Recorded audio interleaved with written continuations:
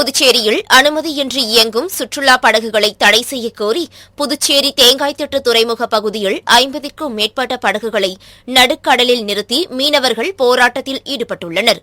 அப்போது சுற்றுலா படகுகளால் தங்களின் வாழ்வாதாரம் பாதிக்கப்படுவதாக கூறி அவர்கள் கோஷங்களை எழுப்பினர். கடலூர் மாவட்டம் விருத்தாச்சலம் காவல்துறையினர் விருத்தாச்சலம் பகுதியில் வாகன தணிக்கையில் ஈடுபட்டிருந்தனர். அப்போது ஸ்டேட் பேங்க் அருகே வேகமாக வந்த கார் ஒன்றை மடக்கி பிடித்து சோதனை மேற்கொண்டபோது அதில் தமிழக அரசால் தடை செய்யப்பட்ட புகையிலை பொட்டலங்களை மூட்டை மூட்டையாக கடத்தி வந்தது தெரியவந்தது. இதையடுத்து காரை ஓட்டி வந்த காஞ்சிபுரம் மாவட்டம் பாண்டூர் அடுத்த கன்னிவாக்கம் பகுதியைச் சேர்ந்த சாகுல் அமீதை கைது செய்த போலீசார் அவரிடமிருந்து 1 லட்சம் மதிப்பிலான 6 குட்கா மூட்டைகள் மற்றும் கடத்தலுக்கு பயன்படுத்திய காரை பறிமுதல் செய்து விசாரணை நடத்தி வருகின்றனர். விருதுநகர் மாவட்டம் ராஜபாளையம் நகராட்சியில் கடந்த 10 தினங்களாக ஒவ்வொரு பகுதி வாரியாக மக்களுடன் முதல்வர் திட்ட சிறப்பு முகாம் நடைபெற்றது. இந்நிலையில் 4,04,142 பகுதியில் உள்ள வார்டுகளுக்கான மக்களை தேடி முதல்வர் திட்ட சிறப்பு முகாம் நடைபெற்றது. இந்த முகாமினை நகர்மன்ற தலைவர் பவித்ரா ஷியாம் துவக்கி வைத்தார். இந்த முகாமில் பொதுமக்களிடமிருந்து கோரிக்கை மனுக்களை பெருக்குவதற்காக நகராட்சித்துறை, காவல்துறை, வருவாய்த்துறை, மின்வாரியம், மாற்றுத்திறனாளிகள் நலத்துறை என 10 அரசு துறை சிறப்பு அரங்குகள் அமைக்கப்பட்டிருந்தன. இதில் மகளிர் உரிமை தொகை விடுக்கப்பட்டிருந்த மற்றும் நிராகரிக்கப்பட்ட பெண்கள் பலர் நீண்ட வரிசையில் காத்திருந்து விண்ணப்பித்தனர். இந்த முகாமில் நகர்மன்ற உறுப்பினர்கள் உள்ளிட்ட பலர் கலந்து கொண்டனர். திண்டுக்கல் மாவட்டம் பழனியைச் சேர்ந்த ராஜகுரு இவர் மின்வாரிய ஊழியராக பணியாற்றி வருகிறார். இந்நிலையில் இரவு பேருந்து நிலையத்தில் 20,000 மதிப்புள்ள தனது செல்போனை பார்த்துக் கொண்டிருந்தபோது மணிகண்டன் என்பவனுடன் சேர்ந்து 3 பேர் ராஜகுருவிடம் இந்த செல்போனை பறித்துக் கொண்டு தப்பி செல்ல முயன்றுள்ளனர். அப்போது அவர்களை மடக்கி பிடித்த பொதுமக்கள் தர்ம அடி கொடுத்து பழனி நகர் காவல் நிலையத்தில் ஒப்படைத்தனர். இதுகுறித்து போலீசார் விசாரணை மேற்கொண்டு வருகின்றனர்.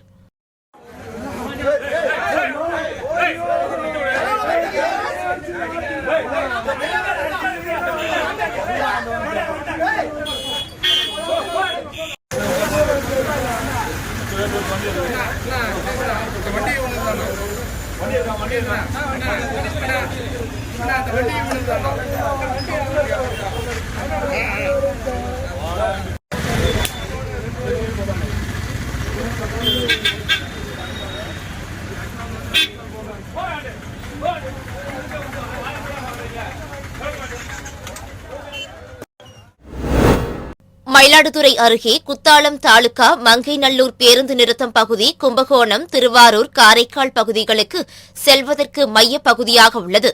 இங்கு ஏராளமான பொதுமக்கள் வந்து செல்லும் நிலையில் இப்பகுதியில் கழிப்பிட வசதி இல்லாததால் அவதியடைந்து வந்தனர். இந்நிலையில் கழிப்பிட வசதி செய்து தரக்கோரி பொதுமக்கள் கோரிக்கை விடுத்து வந்தது அடுத்து மாவட்ட ஊராட்சி குழு தலைவர் உமா மகேஸ்வரி பொது நிதி 2022-23 மற்றும் 15வது மத்திய நிதி குழு மானியத்தின் கீழ் நவீன பொது கழிப்பிடம் 11,94,000 மதிப்பீட்டில் கட்டி முடிக்கப்பட்டு அதன் திறப்பு விழா நடைபெற்றது. மாவட்ட ஊராட்சி குழு தலைவர் உமா மகேஸ்வரி தலைமையில் நடைபெற்ற இந்நிகழ்வில் நவீன பொது கழிப்பறை கட்டிடத்தை பூம்புகார் சட்டமன்ற உறுப்பினர் நிவேதா முருகன் பொதுமக்கள் பயன்பாட்டிற்காக திறந்து வைத்தார். திருவாரூர் மாவட்ட காவல் கண்காணிப்பாளர் அலுவலகத்தில் செல்போன்கள் காணாமல் போனதாக பொதுமக்கள் புகார் அளித்த நிலையில் சைபர் கிரைம் காவல்துறையினரால் கண்டறியப்பட்ட 65 செல்போன்களை உரிமையாளர்களிடம் ஒப்படைத்து இதில் செல்போன்களை பாதுகாப்பாக பயன்படுத்த அறிவுறுத்தினர். இதில் 2023ஆம் ஆண்டில் தொலைந்து மற்றும் திருட்டு போன 294 செல்போன்கள் கண்டுபிடிக்கப்பட்ட உரிமையாளர்களிடம் ஒப்படைக்கப்பட்டுள்ளது. விருதுநகர் மாவட்டம் அருப்புக்கோட்டை அருகே பெரிய தும்புகுடு ஊராட்சியில் சுமார் 200க்கும் மேற்பட்ட குடும்பங்கள் வசித்து வருகின்றனர். இந்த கிராமத்தில் பொதுப்பணிக்கு துறைக்கு சொந்தமான கண்மாய் அமைந்துள்ளது. இந்த கண்மாயில் கடந்த வருடம் நடைபெற்ற பராமரிப்பு பணியின் போது கழுங்கு பகுதியின் உயரம் அதிகரித்து கட்டப்பட்டுள்ளதாக கூறப்படுகிறது. இந்நிலையில் கடந்த சில தினங்களுக்கு முன்பு பெய்த கனமழை காரணமாக கண்மாயில் அதிக அளவு நீர் தேங்கியுள்ளது. இதனால் நீரழுத்தம் காரணமாக இந்த கண்மாயின் அருகே குடியிருப்பு பகுதியில் தரையில் இருந்து நீர் ஊற்றெடுத்து வீடுகளை சுற்றி தண்ணீர் முழங்காலுக்கு மேல் தேங்கியுள்ளது. இதனால் அப்பகுதி பொதுமக்கள் கடும் சிரமத்திற்கு ஆளாகியுள்ளனர். மேலும் கண்மாயில் தண்ணீர் வெளியேற வழியில்லாமல் அப்பகுதியில் சுமார் 50 ஏக்கரில் பயிரிடப்பட்டுள்ள பருத்தி, மக்காச்சோளம் உள்ளிட்ட பயிர்கள் நீரில் மூழ்கி அழுகி நாசமடைந்துள்ளன. இதனை அரசு அதிகாரிகள் ஆய்வு செய்து நடவடிக்கை மேற்கொள்ள பொதுமக்கள் கோரிக்கை விடுத்துள்ளனர். பாட்டம் போட்டு இருந்த வீட்டில் நாங்கள் இருக்கோம். வீடு விடி கம்மாயில் வந்து தண்ணி ஏற்றி எங்கள் வீட்டுக்குள்ள வந்து கெட்டி கிடக்கு. எல்லா அதிகாரிகளும் வர்றாங்க, வந்து நடவடிக்கை எடுக்க மாட்டேங்கிறாங்க. நாங்கள் தண்ணிக்கிட்ட தான் பிள்ளை குட்டியுமா கிடக்கோம். நீங்கள் வந்து நடவடிக்கை எடுத்து எங்களுக்கு தண்ணியை கலப்பணும், எங்களுக்கு மண்ணு மத்தி கொடுக்கணும், எல்லா வேலையும் பார்க்கணும். நாங்கள் தண்ணிக்குள்ள இருந்து பிள்ளை குட்டியெல்லாம் வம்பில் சாகுறோம். நீங்கள் வந்து அதிகாரியை பார்த்துட்டு தான் போகிற வலிச்சு வந்து என்ன நடவடிக்கை எடுக்க மாட்டேங்கிறாங்க. தண்ணி எப்படி வந்துச்சு? தண்ணி அந்த கம்மாயிலேருந்து ஊத்தூரி வருது. நாங்கள் இது 50 வருஷம் எங்கள் பாட்டம் போட்ட காலத்துலேருந்து இந்த வீட்டில் இருக்கோம். வேறு புதுசாக வந்து வீடு கட்டியிருக்கல. வந்து பாருங்கள், மண்ணு வீடு தான். மண்ணு வீட்டிலேருந்து இந்த கொஞ்ச நாளில் 2 நாளில் மண்ணு வீடு விழுந்துடும். பிள்ளை ஊட்டி போகிற சாகத்தான் போகுது. கண்டிப்பாக வந்து அதிகாரி வந்து பார்த்து எங்களுக்கு நடவடிக்கை எடுத்து தண்ணியை கலப்பணும், வீட்டவும் மண்ணு மத்தி கொடுக்கணும். தண்ணி எவ்வளோ நாளாக? தண்ணி இப்போ 1 வாரமாக கிடக்கு. 1 வாரமாக தண்ணி கிடக்கு. யாருமே வர்றாங்க, வந்து பார்க்குறாங்க, பார்த்துட்டு போயிடுறாங்க. என்ன நடவடிக்கை எடுக்கலாம்? பெரியதும்புக்குண்டு கிராமம், பீடப்புள்ளி கம்மாயிலேருந்து தண்ணி எங்கள் வீட்டுக்கு முன்னாடி தண்ணி கட்டி கிடக்கு. இப்போ பேசினவர் எங்கள் அப்பா தான். நான் கம்மாய் வீடு பக்கத்து வீட்டில் இருக்கேன். இப்போ 10 நாள் ஆச்சு. அதிகாரி வந்து பார்க்குறாங்க, செய்கிறாங்க, எது நடவடிக்கை எடுக்க மாட்டேங்கிறாங்க. பிள்ளை ஊட்டிலாம் இருக்குது. பாம்பு நைட்டில் 2-3 பாம்பு வருது செய்யுது. பச்சை பிள்ளையில் வச்சுருக்கோம். வீடு வந்து மண் வீடு தான். இடிஞ்சு வச்சுன்னா நாங்கள் அப்படி உள்ள நைட்டு சாகத்தான் செய்யணும். வேறு வழி இல்லை. இதுக்கு ஏதாவது நடவடிக்கை எடுத்து எங்களுக்கு ஏதாவது ஏற்பாடு பண்ணுங்க. அதிகாரி வந்து பார்க்குறாங்க, செய்கிறாங்க, அப்படி போயிடுறாங்க. ஒன்றுமே நடவடிக்கை எடுக்க மாட்டேங்கிறாங்க, செய்ய மாட்டேங்கிறாங்க. நீங்கள் தான் ஏதாவது செய்யுங்க சாமி, பார்த்து செய்யுங்க. சிவகங்கை நகர் 16வது வார்டில் உள்ள ஆவரங்காடு முத்துராமலிங்கம் தெரு பகுதியில் சுமார் 100க்கும் மேற்பட்ட குடும்பங்கள் வசித்து வருகின்றனர். அப்பகுதியில் உள்ள லட்சுமி தீர்த்தம் என்ற பழமையான ஊரணி உள்ளது. இந்த ஊரணியில் மஜித் ரோடு பகுதியில் இருந்து வரும் கழிவு நீர்கள் நேரடியாக கலப்பதால் அந்த ஊரணி முழுவதும் மாசு அடைந்து கழிவுநீர் குட்டையாக காட்சியளிக்கிறது. மேலும் இந்த ஊரணியில் தேங்கியிருக்கும் கழிவு நீரால் கொசுக்கள் உற்பத்தியாகி அவைகளால் குழந்தைகள் மற்றும் முதியோர்களுக்கு நோய் தொற்றும் ஏற்படுவதால் சிவகங்கை நகராட்சி நிர்வாகம் இந்த ஊரணியை சீரமைத்து ஊரணியில் கழிவு நீரை கலக்காமல் மாற்று வழியில் பாதாள சாக்கடையில் கொண்டு செல்ல நடவடிக்கை எடுக்க வேண்டும் என அப்பகுதி மக்கள் கோரிக்கை விடுத்துள்ளனர். இந்த மாசுபட்டுறதுனால இப்போ என்ன மெயினான பிரச்சனை வருதுன்னு பார்த்தீங்கன்னா, நிலத்தடி நீர் வந்து சுத்தமாக இங்கே பாதிக்கப்பட்டிருக்கு. இங்கே சுற்றி பக்கத்தில் இருக்கிற எந்த நிலத்தடி நீர் நம்ம எடுத்து பார்த்தாலும் அந்த தண்ணியெலாம் பார்த்தீங்கன்னா கருப்பாக தான் இருக்குது. அந்த தண்ணியெலாம் நம்ம குடித்தோம் அப்படின்னா உடம்புக்கு வந்துட்டு நிறைய பிரச்சனைகள் வருது. இதனால் வந்துட்டு பார்த்தீங்கன்னா இப்போ இந்த பக்கத்தில் இருக்கிற பார்த்தீங்கன்னா சுற்றி இருக்கிறதால இதை தான் நம்ம சுவாசிக்கிறனால நம்மளுக்கு என்னென்னா மூச்சு திணறல், அந்த மாதிரி பெரியவங்களுக்கு, சின்ன குழந்தைங்களுக்கு டெங்கு, மலேரியா, அந்த மாதிரி காய்ச்சல் பிரச்சனைலாம் நிறைய ஏற்பட்டு இருக்கு. அது இல்லாமல் முக்கியமாக வந்துட்டு பார்த்தீங்கன்னா இந்த தண்ணியை வந்துட்டு நம்ம எடுத்து யூஸ் பண்ண முடியாது சூழ்நிலை வருது. சில டைம் பார்த்தீங்கன்னா நகராட்சி குழாயிலையும் சில உடைப்பு இருந்ததுன்னா அந்த தண்ணி வந்து இது கூட மிக்ஸ் பண்ணி அது மூலமாக நம்மளுக்கு புழு, அது மாதிரியான பிரச்சனைலாம் வந்தது. அந்த தண்ணியை நம்ம வந்து காய்ச்சி குடித்தாலும் நம்மளுக்கு வந்து நோய் வந்துக்கிட்டு தான் இருக்குது. ஸோ அதனால் இதை வந்து நகராட்சி நிர்வாகம் இது வந்துட்டு துரிதமாக இது வந்து ஒரு நடவடிக்கை எடுத்து இந்த ஊரணியை வந்து சீரமைச்சிட்டோம். இந்த கழிவு நீரை வந்து கரெக்டாக எடுத்துகிட்டு போயிட்டு நம்மளுக்கு நகராட்சி எந்த இடத்துல டிச்சு அமைச்சிருக்காங்களோ அந்த இதில் போய் டிச்சில் இணைச்சிட்டு இந்த ஊரணியை வந்துட்டு சீர்படுத்தி மக்களுக்கு எந்த பிரச்சனையும் இல்லாமல் சீர்படுத்தி தருமாறு நகராட்சிக்கு வந்து வேண்டுகோள் விடுக்கிறோம். என்னோட பேர் வெங்கடேஷ்.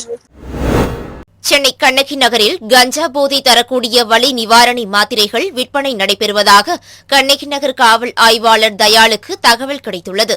இதனையடுத்து போலீசார் தனிப்படை அமைத்து தீவிரமாக தேடி வந்தனர். இந்நிலையில் கண்ணகி நகர் பகுதியில் சுனாமி குடியிருப்பு 64வது பிளாக்கில் வசித்து வரும் சரித்திர பதிவேடு குற்றவாளியான உமாபதி என்பவர் வீட்டில் வைத்து கஞ்சா விற்பனை செய்து வந்தது தெரியவந்ததைத் தொடர்ந்து உமாபதியை கைது செய்தனர். பின்னர் அவரிடம் மேற்கொண்ட விசாரணையில் ஆதில் பாஷா, பிரீத்தி, கோகுல்ராஜ் ஆகியோரும் கஞ்சா மற்றும் வலி நிவாரணி மாத்திரைகளை அதிக விலைக்கு விற்பனை செய்தது தெரியவந்தது. இதையடுத்து அவர்களை கைது செய்த போலீசார் விசாரணை மேற்கொண்டு வருகின்றனர். சென்னை பழைய வண்ணாரப்பேட்டை மேயர் வாசுதேவ் தெருவில் வசித்து வருபவர் சோபன். இவர் திருவொற்றியூர் ராஜா சண்முகம் நகரில் தனது நண்பரோடு புறாவை விற்பனை செய்யும் தொழில் நடத்தி வருகின்றார். இந்நிலையில் கேசிபி சாலையில் சோபன் இருசக்கர வாகனத்தில் வந்தபோது அவருடன் தொழில் ரீதியான போட்டியில் உள்ள பிரசாத் என்பவரை சந்தித்தபோது இருவருக்கும் வாக்குவாதம் ஏற்பட்டுள்ளது. இதில் ஆத்திரமடைந்த சோபன் பிரசாத்தை பீர் பாட்டிலால் தாக்கியுள்ளார். இதில் பலத்த காயமடைந்த அவரை மீட்ட அவரது நண்பர்கள் ஜோதிபாசு, சுரேஷ், நிர்மல் குமார் ஆகியோர் மருத்துவமனையில் அனுமதித்தனர். இந்நிலையில் சோபனை வழிமறித்து வாக்குவாதத்தில் ஈடுபட்ட ஜோதிபாசு, சுரேஷ், நிர்மல் குமார் ஆகியோர் அடிதடியில் ஈடுபட்டனர். இதில் ஜோதிபாசு தனது இடுப்பில் மறைத்து வைத்திருந்த கத்தியை எடுத்து சோபனின் வயிற்றுப்பகுதி, கழுத்து பகுதியில் குத்தியதில் அவர் சம்பவ இடத்திலேயே உயிரிழந்தார். இதுகுறித்து தகவலறிந்து வந்த திருவொற்றியூர் போலீசார் சோபனின் உடலை மீட்டு அரசு ஸ்டான்லி மருத்துவமனைக்கு அனுப்பி வைத்து தப்பியோடிய மூவரையும் கைது செய்து விசாரணை மேற்கொண்டு வருகின்றனர். தேனி அருகே பொம்மையை கவுண்டன்பட்டியைச் சேர்ந்த ஜெயப்பிரியா, ராஜமணி, தமிழரசி, மலர்விழி ஆகியோர் மகளிர் குழு அமைத்து அப்பகுதி பொதுமக்களை குழுவில் இணைத்து பொதுமக்களிடம் சிறுக சிறுக பணத்தை பெற்று சீட்டு நடத்தி வந்ததாக கூறப்படுகிறது. இதில் சுமார் 600க்கும் மேற்பட்டவர்களை குழுவில் இருந்த நிலையில் 3 ஆண்டுகளில் பிரித்துக் கொடுக்கப்பட வேண்டிய பொதுமக்களின் சேமிப்பு பணத்தை பிரித்துக் கொடுக்காமல் தாமதப்படுத்தி வந்ததாக கூறப்படுகிறது. இதுகுறித்து குழு தலைவிகளிடம் கேட்டபோது அவர்கள் தகாத வார்த்தைகளால் பேசியதால் ஆத்திரமடைந்த பொதுமக்கள் பணம் மோசடி செய்யப்பட்டிருந்த ஜெயப்பிரியாவின் வீட்டை முற்றுகையிட்டனர். இதனால் பரபரப்பு ஏற்பட்டது. தூத்துக்குடியில் மழை வெள்ளத்தால் பாதிக்கப்பட்ட பொதுமக்களுக்கு நிவாரண உதவி வழங்கும் விழா தூத்துக்குடி லெவிஞ்சிபுரம் பகுதியில் நடைபெற்றது. இதில் திரைப்பட இயக்குநர் டி. ராஜேந்திரன் கலந்து கொண்டு நலத்திட்ட உதவிகளை பொதுமக்களுக்கு வழங்கினர். அப்போது திடீரென மயக்கமடைந்து விழுந்ததால் பதற்றம் ஏற்பட்டது. இதையடுத்து அவருக்கு முதலுதவி அளித்த பொதுமக்கள் பின்னர் மருத்துவமனைக்கு அனுப்பி வைத்தனர். இதனால் அங்கு சிறிது நேரம் பரபரப்பு ஏற்பட்டது.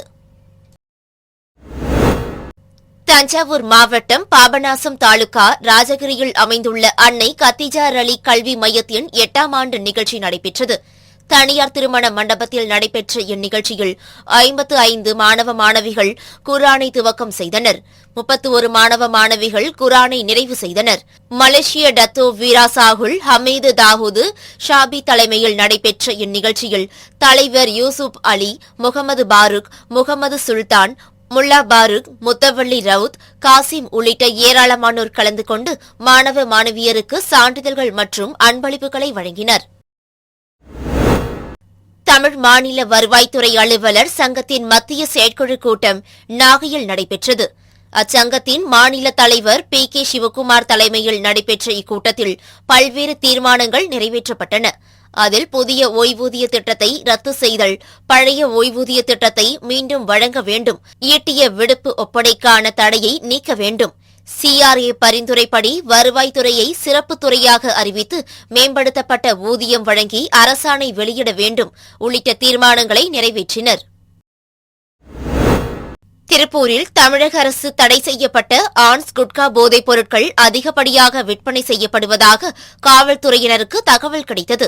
இதையடுத்து திருப்பூர் மாநகர காவல் ஆணையர் பிரவீன்குமார் அபின் அபு உத்தரவின் பெயரில் கொங்கு நகர் பகுதி உதவி ஆணையர் அனில்குமார் தலைமையில் வடக்கு காவல் நிலைய எல்லைக்குட்பட்ட பகுதிகளில் காவல்துறையினர் தீவிர சோதனையை மேற்கொண்டு வந்தனர். இந்நிலையில் ஸ்ரீ சக்தி தியேட்டர் அருகில் காவல்துறையினர் வாகன சோதனையில் ஈடுபட்டனர்.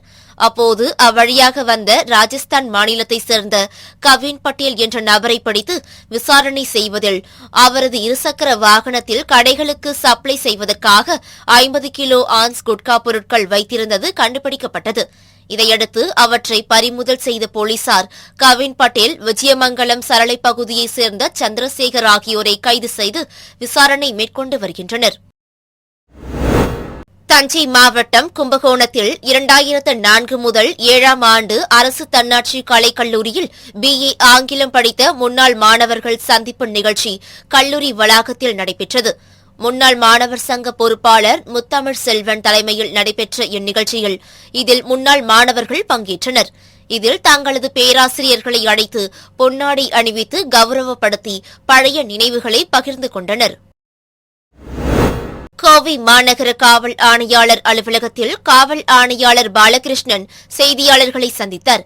அப்போது பேசிய அவர், கோவை மாநகரில் இந்த வருடம் நடைபெற்ற குற்ற சம்பவங்கள், சட்டம் ஒழுங்கு பிரச்சினைகள் ஆகியவற்றை காவல்துறை எவ்வாறு கையாண்டது என்பது பற்றிய ஆய்வு நடத்தப்பட்டதாகவும், அதில் கடந்த 2022ஆம் வருடத்தை ஒப்பிடுகையில் இந்த வருடம் ஆதாய கொலை வழக்கு எதுவும் இல்லை எனவும், கூட்டுக் கொள்ளை கடந்த வருடத்தில் 11 வழக்குகள் இருந்த நிலையில் இந்த வருடம் 3 வழக்குகள் மட்டும் பதிவாகி 3 சம்பவத்திலும் ஈடுபட்ட குற்றவாளிகள் கைது செய்யப்பட்டதாக தெரிவித்தார்.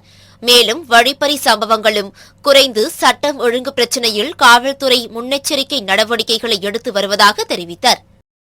கொலை வழக்கு எதுவும் இல்லை. போன வருஷத்தில் 2 இருந்தது, இந்த வருஷத்தில் ஆதாய கொலை வழக்குகள் எதுவுமே இல்லை.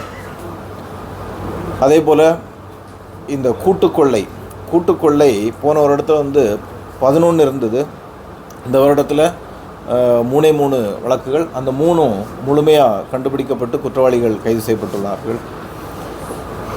அதே போல் ராபரி வழிப்பறி அது பார்த்தோம் அப்படின்னா போன வருடம் 2022 187 வழக்குகள் பதிவாகி உள்ளன. இந்த வருடம் 58% குறைந்து 78 வழக்குகள் பதிவாகி உள்ளன. அதே போல் மற்ற வழக்குகளும் குறைந்துள்ளன. சட்டம் ஒழுங்கு தொடர்பான பிரச்சனைகளை பார்க்கும்போது இந்த வருடம் எல்லா சட்டம் ஒழுங்கு பிரச்சனைகளையும் காவல்துறை முன்னெச்சரிக்கை நடவடிக்கை எடுத்து நுண்ணறிவு பிரிவினுடைய முன்னறிவிப்பினை முறையாக ஆய்வு செய்து தடுப்பு நடவடிக்கைகள் எடுத்ததன் பயனாக பெரிய அளவில் எதுவும் சட்டம் ஒழுங்கு பிரச்சனைகள் இல்லை. சட்டம் ஒழுங்கு தொடர்பான வழக்குகளை பொறுத்தவரைக்கும் கொலை வழக்குகள் 2022 35 வழக்குகள் பதிவாகின்றன. இந்த வருடம் பார்த்தோம்னா 22 வழக்குகளை பதிவாகியுள்ளன. இதில் 37% கொலை வழக்குகள் குறைந்திருக்கின்றன. அதே போல் அட்டெம்ப்ட் டு மர்டர் கொலை முயற்சி வழக்குகள் இது கடந்த வருடம் 58 வழக்குகள் பதிவாகியிருந்தன. இந்த வருடம் 45% குறைந்து 32 வழக்குகளே பதிவாகியுள்ளன.